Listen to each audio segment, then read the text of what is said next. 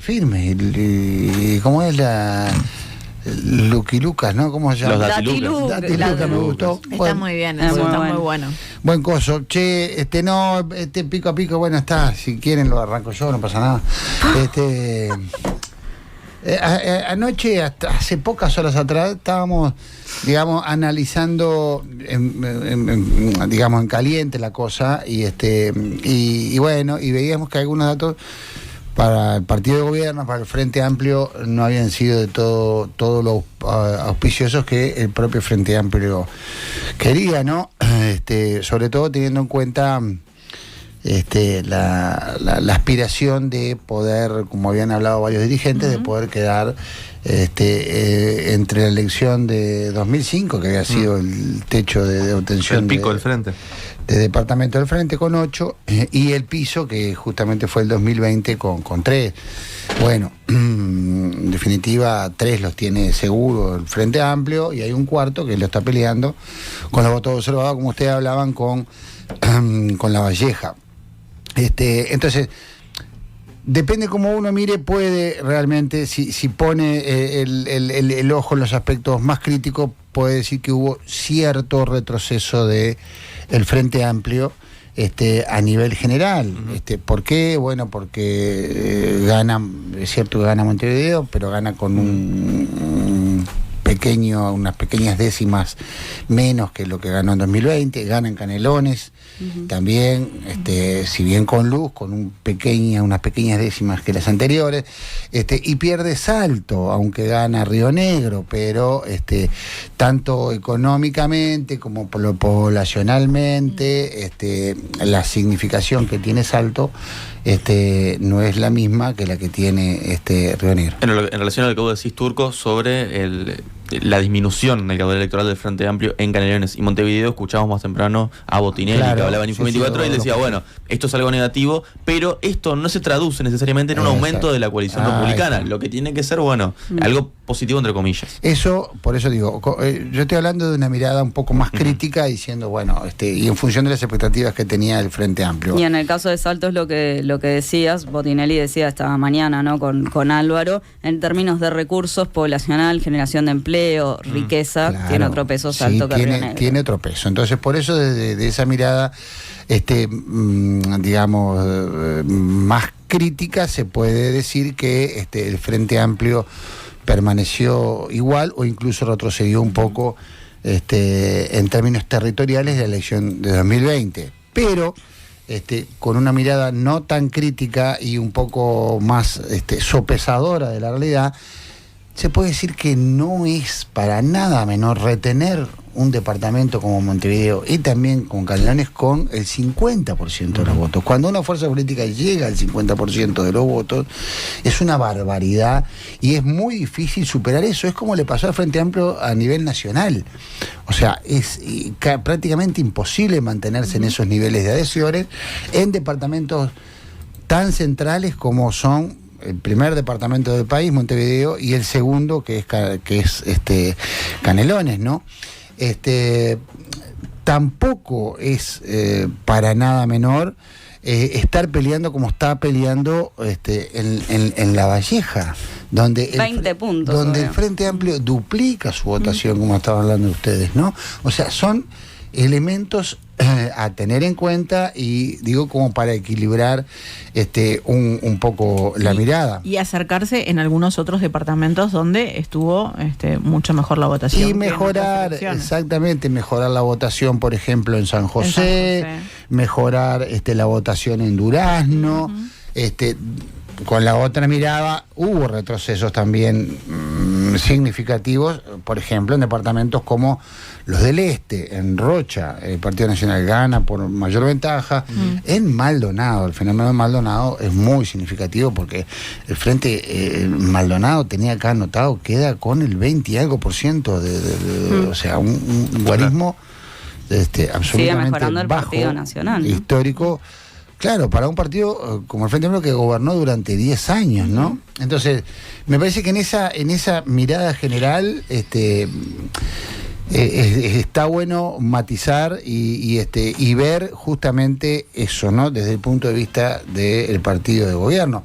desde el punto de vista de lo que es la coalición multicolor, bueno, el éxito de esa formulación estuvo claramente en Salto, aunque en Salto, o sea, funcionó la ingeniería, pero no logró tampoco recoger mayor cantidad de votos a lo que hubiera sido si fueran por separado, tanto Colorado como Blanco, ¿no? Porque creo que los colorados no quedaron nada contentos con la conjunción que hicieron. Claro, o sea, en ningún lado. No. En ninguno de los tres departamentos, pero en Salto, donde tenían más chance, y ni hablar lo que es en Montevideo. A mí me parece que así como el Frente se debe una revisión de cómo trabajó la campaña y la estrategia de campaña en algunos departamentos del interior, la coalición republicana también tiene que analizar mucho Montevideo y también Canelones, ¿no? O sea, en Montevideo el lema, como lo dijimos ayer, vota menos, sensiblemente menos, no es que vote unas décimas, vota 8 puntos por lo menos, así de memoria, menos que Laura Raffo en el 2020, claro, con votaciones estrepitosas tanto de la candidata colorada como ni hablar el candidato capital. Lo decía Diego, que ahí lo que se palpaba ayer también era eso, la sensación de la debilidad de las otras candidaturas. Debilidad de las otras candidaturas, pero también, como hablábamos ayer, ojo con esa debilidad, porque Laura Raffo, si bien era candidata única, representaba las sensibilidades de los votantes tanto colorados como cabildantes. En aquel momento los tres partidos decidieron hacer la coalición multicolor, pero bajo el lema Partido Independiente, entonces votaron juntos. Ojo con eso, ¿está?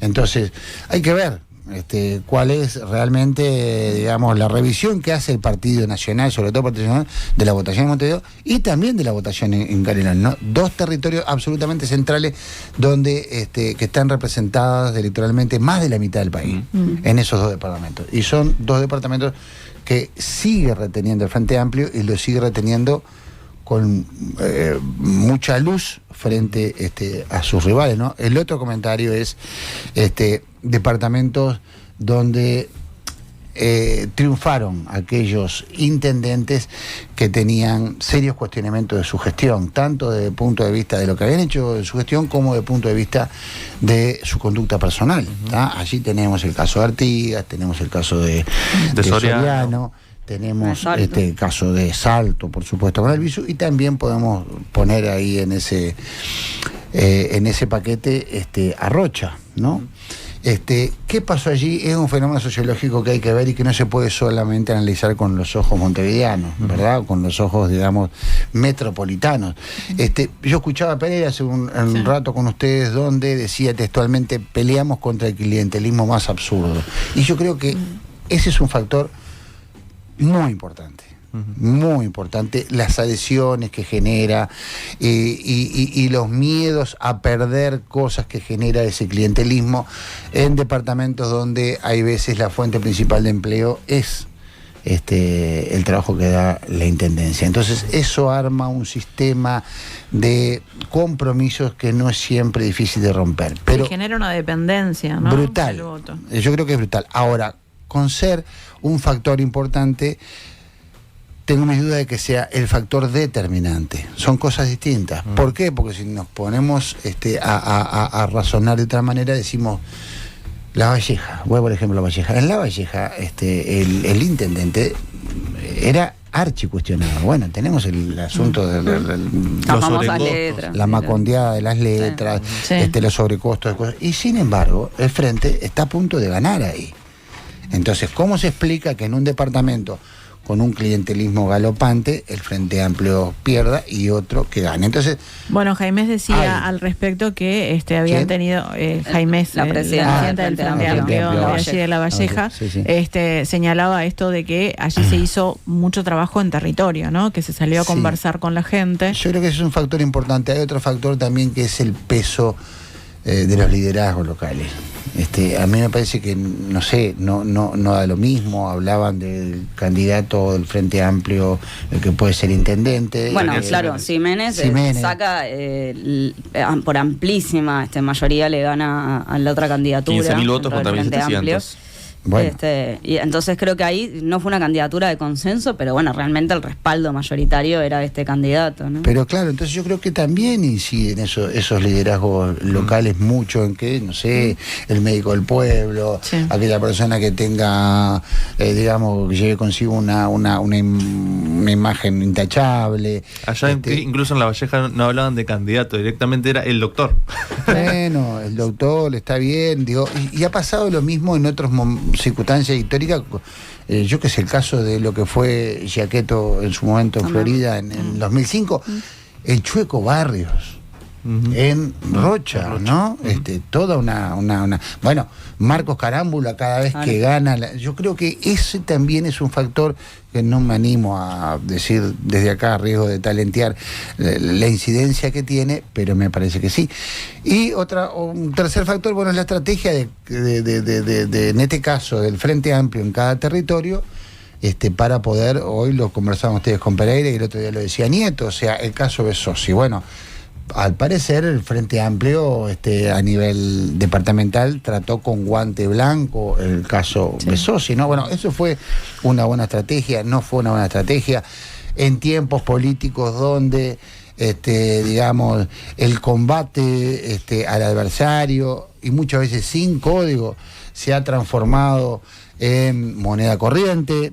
Bueno, está bien que vos por principios éticos no ingreses en un terreno que aborreces, pero no podés estar peleando todo el tiempo en desventaja cuando sabés que tenés además el peso enorme del clientelismo político que genera determinadas lealtades en tu contra, ¿no? Entonces hay una serie de factores que me parece que son interesantes como para poner arriba de la mesa de cara al futuro. Y un cuarto tema es, bueno, hasta dónde todo este ciclo electoral, como hablábamos ayer, en algunos territorios no incide de modo, no conspira contra el resultado electoral también, ¿no? Sí, yo creo que varias cosas. En el caso de Montevideo y Canelones, me parece que es como decía Pereira, que efectivamente, y ahora lo decías vos, Turco, no puede no mirarse la relevancia que tienen obviamente los dos departamentos por todo, por ser la capital y un segundo departamento de enorme peso, la población que tienen, lo que implican en el impacto económico. Entonces realmente retenerlas con ese porcentaje es para, obviamente, para marcarlo y para destacar.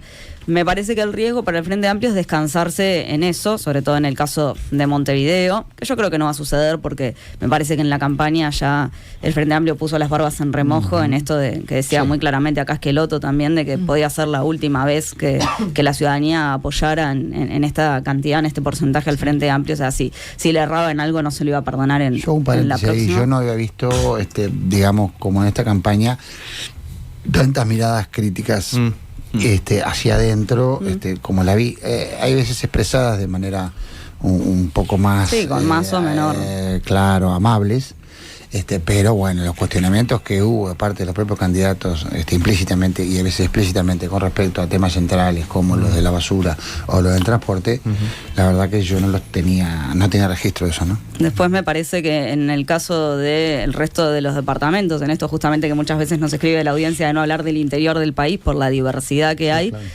bueno, creo que va a haber que analizar caso a caso por esto que decías recién, porque a veces sorprende un poco cómo podemos ver en algunos casos eso, Salto, Artigas, Soriano, esos resultados positivos. Sí, pero sobre todo en esos tres me parece, ¿no? Positivos para el Partido Nacional.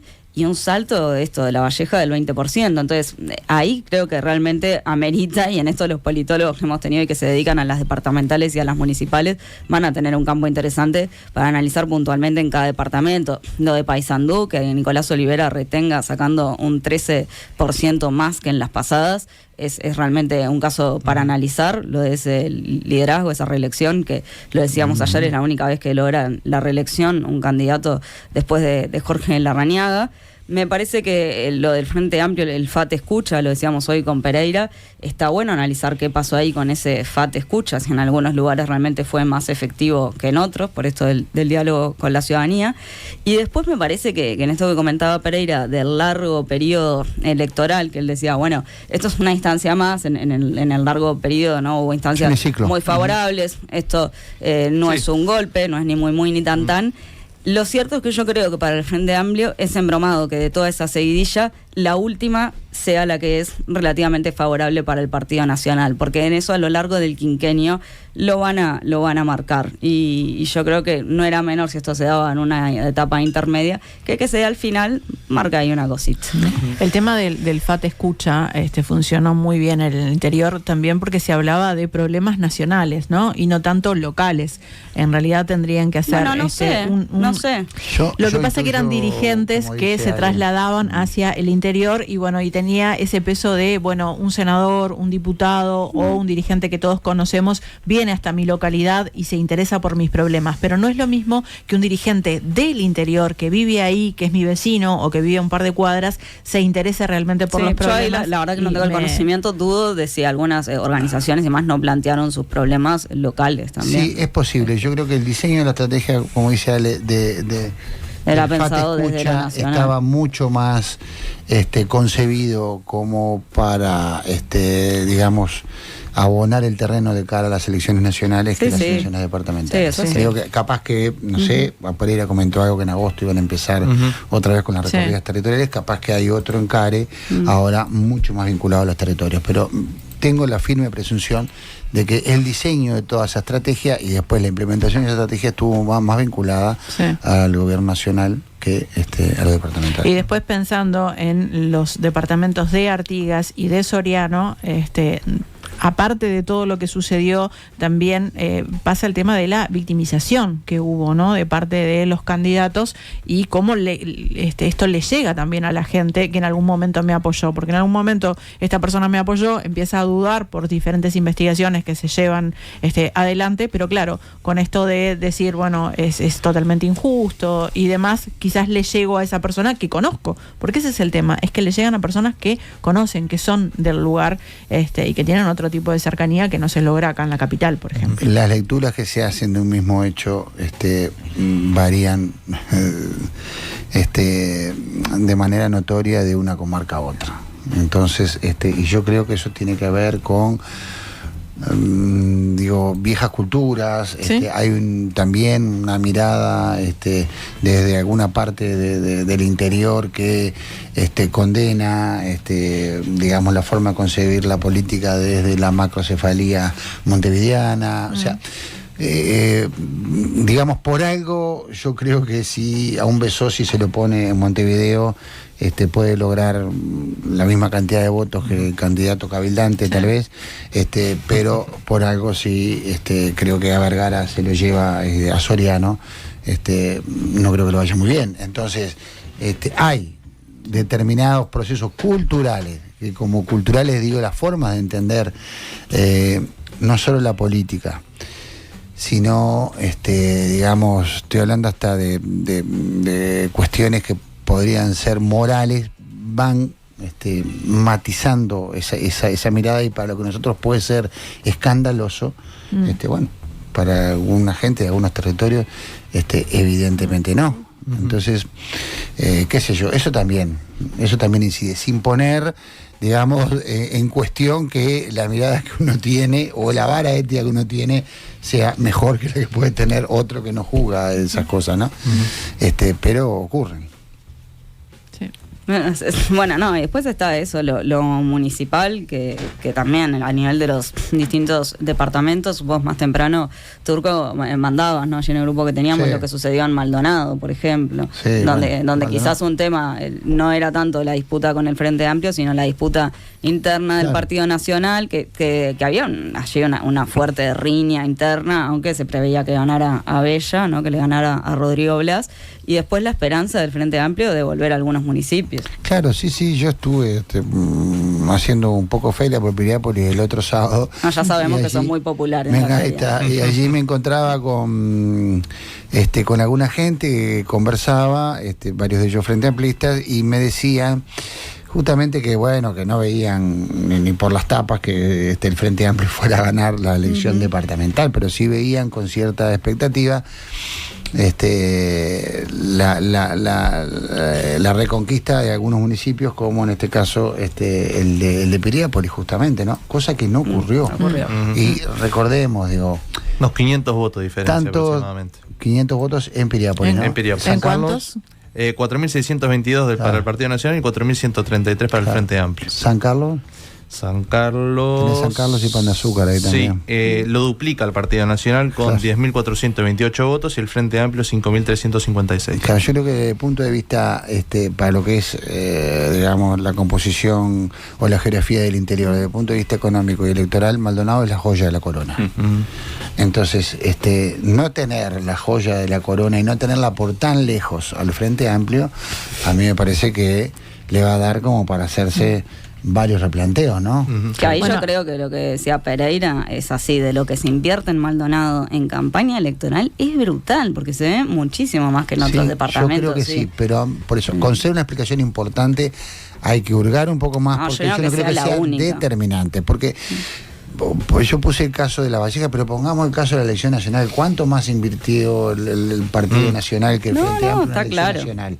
Sin embargo, el Frente Amplio, ¿cuánto hemos pasado hablando acá de los favores a los grandes medios y de la incidencia que tienen en los grandes medios, que cada vez con este fenómeno, digamos, el esquema mediático con Maldonado es brutal. Es brutal, pero digo, es un factor. Es un factor más no es un factor más, bueno, muy importante. Vos decís que no es el determinante. Claro, hay que ver si es el determinante, ¿no? Cosa que Otro de los factores que señalan las personas que viven en Maldonado es que no existe una unidad dentro del Frente Amplio, ¿no? Que dentro del Frente Amplio también hay como mucha división y esto no les ha jugado a favor. Sí, no sé qué tanto, no tengo datos últimos ahora, porque me parece que para lo que era la división en aquella época entre De los Santos y Darío Pérez, me parece que hoy es un dechado de amor el Frente Amplio para lo que es que diferencia, ¿no? Pero de todas formas, no sé, puede haber, digamos, tensiones que yo desconozca, sin duda. Después quería comentar sobre el departamento de Canelones, rápidamente, que aparte es un departamento que me parece interesante pensarlo a nivel municipal, ya que es el que tiene más municipios. En las elecciones anteriores eran 28, se sumaron 2 más en esta oportunidad. Leniani hablaba, de sumar 2 municipios más,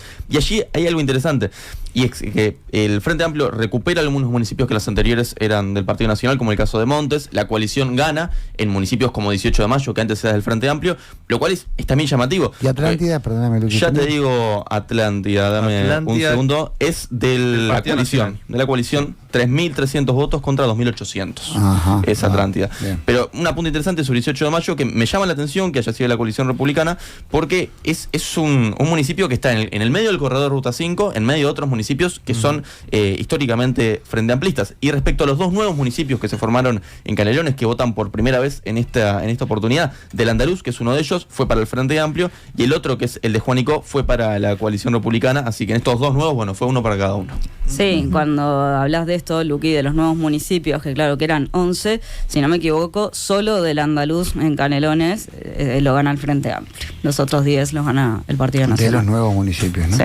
Sí, por eso hay que ver. Y después queda, como decíamos ayer, que algo de eso se refería Pereira hoy en la entrevista.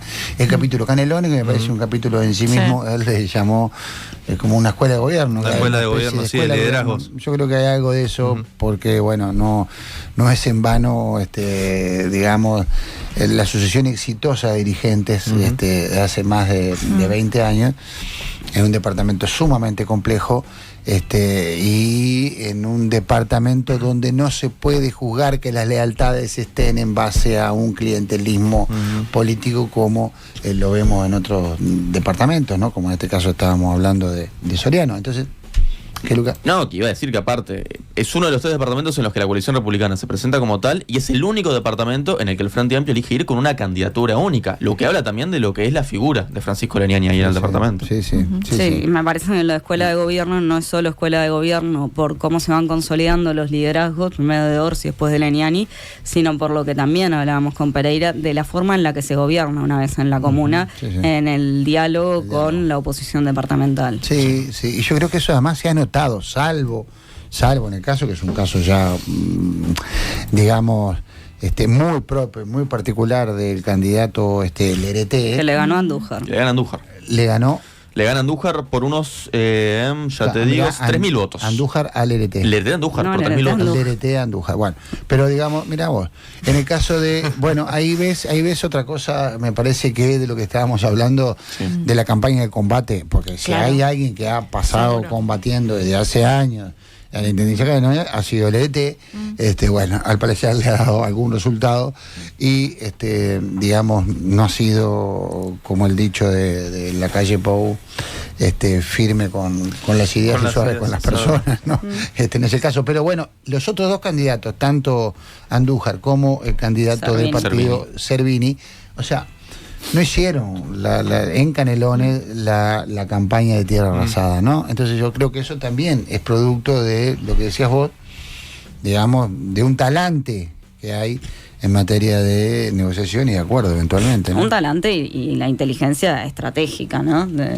Pues son ambas cosas realmente, porque hay mirada política de si yo tengo que después preciso tus votos en la Junta y además me sirve acordar contigo para un fideicomiso, me sirve ofrecerte algún rol en el gabinete departamental. Sí, y es interesante, me parece, ver después algunos datos desagregados de la composición de las juntas departamentales, ¿no? Claro, ahora estamos concentrándonos tanto en ejecutivo, departamental como en municipios, pero por ejemplo, son determinantes esos números, ¿no? Porque, por ejemplo, en el caso de La Valleja, si el Frente Amplio no llega a ganar, va a tener una presencia importantísima que va a condicionar.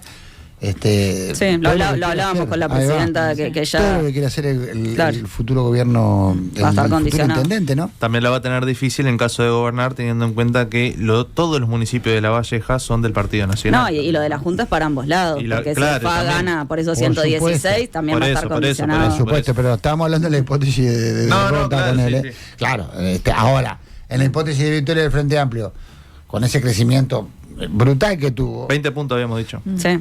¿Qué te importa que te controlen la Junta? ¿No? Si te llega pero a los efectos, de la gobernanza. No, claro. Debería correr por igual. No, ni hablar igual. De todas formas, por eso, hay que aclarar que eso es para algunos proyectos especiales, porque ya que gana automáticamente tiene la mayoría, automáticamente tiene la mayoría en la Junta Departamental, tiene los 16 votos, ¿no? No, si no sería absurdo que te trancaran cada medida. Bueno, que es otra cosa que también puede entrar en algún proceso de revisión en algún momento, ¿no? También. ¿Hasta dónde está bueno que tengamos una lógica de representación proporcional a nivel nacional y una lógica contraria a nivel departamental? Partido que gana, si gane por 2 votos, se queda con la mayoría de la Junta, ¿no? Me queda la duda qué va a pasar con el proyecto de transparencia para el ingreso, concurso, sorteo para las intendencias, ahora que va a tener una nueva discusión en el Senado ahora, ¿no? Que el Partido Nacional, recordemos, si bien está en contra del proyecto, votó a favor en diputados en general, no así esos 2 artículos en realidad del proyecto, pero hay que ver ahora qué discusión se empieza a dar. Pasadas las departamentales. Pasadas las departamentales, claro. Relevante eso que dice el público. Y otra cosa es también... Pero hay que ver por qué decís vos. ¿Cuál va a ser el proceso de autocrítica del Partido Nacional que va a empezar ahora, después de las elecciones departamentales, teniendo en cuenta que mantiene básicamente... Creo que se va a suavizar mucho el proceso de autocrítica. Me parece que este resultado va a suavizar mucho, porque, muchachos, tampoco exageremos que al final no fue bien. Nos quedamos con la casi misma cantidad de intendencias, pero esa votación que vos decías, o sea, las razones, ahora hay nuevas razones para el Partido Nacional para, digamos, jugar a la oposición ese proyecto como lo estuvo haciendo permanentemente. Sin ir más lejos, nosotros hablábamos del departamento que tenía mayores designaciones directas, era hacerlo largo. Y gana por goleada. Ayer gana por goleada el Partido Nacional, por un 85%. Pero no gana el candidato de... No gana el candidato a la reelección, que era Yurlamendi, justamente. Claro, y no gana el candidato de Botana. O sea, ¿se puede decir que perdió Botana? Bueno, es amigo de todos los blancos, Botana, ¿no? Pero digamos, en términos de quién apoyaba... En términos de quién apoyaba, se podría decir que sí, pero bien ajustado igual. Ganó Antía Maldonado con Abella. Ahí está, no ganó Botana. No gana Botana. Pero eso que vos estabas diciendo es interesante, porque ahora yo creo que el Partido Nacional tiene nuevos argumentos para patalear contra el proyecto que vos decís, aunque también hay que decir que por más que hay que ver si eso le sirve al Partido Nacional, porque puede pasar como un diputado, con la oposición del Partido Nacional en el Senado, igual, como estábamos haciendo los cálculos del otro día, igual este proyecto sale, porque tanto el Frente, Colorado. Sí, llega la mayoría especial. Llegan los 2 partidos en el Senado, pueden hacer esa mayoría especial, ¿no? Bueno, muchísimas gracias. No, a ti. Luqui. Por favor, Luqui. Luquidatos, Datiluqui. ¿Qué se siente votarse a sí mismo, como le preguntaban ayer a una de las candidatas? Y no sé, lo voy a descubrir en el próximo periodo. No, pero votarse a sí mismo porque quiere decir estar con el micrófono y despedirse a sí mismo. Él estaba pensando en su candidatura. Bueno, fue sísmico la Lo despido a ustedes porque fueron quienes ingresaron recientemente a la mesa. Está, muy bien. Estás escuchando Nada que Perder en M24. Sentilo nuestro. Enzo Denolfi nos cuenta que tenemos mañana. Bueno, mañana vamos a seguir analizando todo lo que dejaron estas elecciones departamentales como también municipales, seguramente con lo que sucedió en Río Negro, que cambia el signo político en estas elecciones departamentales. Gana allí en la interna del Frente Amplio Guillermo Lebrato y va a ser el próximo intendente de Río Negro, así que vamos a estar conversando sobre ello. Y después viene la tapadita de Eduardo Preve. Así que bueno, nos reencontramos mañana después de Info 24. Será así. Hasta mañana.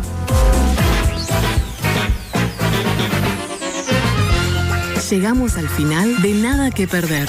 Nos vemos y nos escuchamos.